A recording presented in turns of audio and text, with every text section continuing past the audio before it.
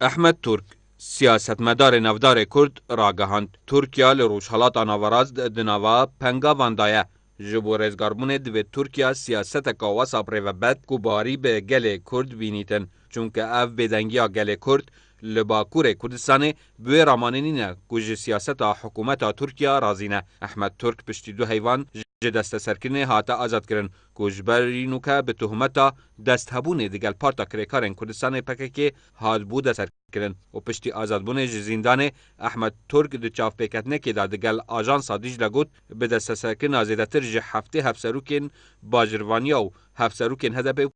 پارلمانتارن ما حکومت سیاست واسا پریوت هر وکیل بن آشتیا کمالایتی بیتو بله برو واجی او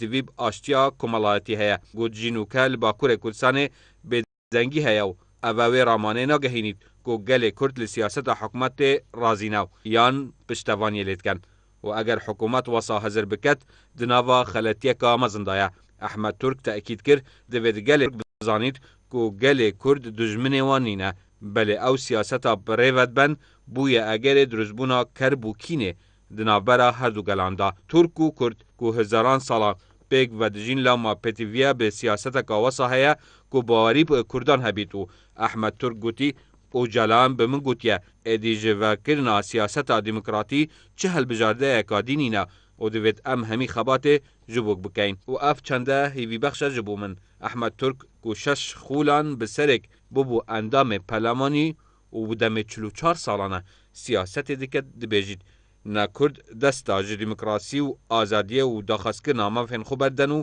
نه ترکیا شایه بگهیتوان خالین کرد و گل کرد گهشتینه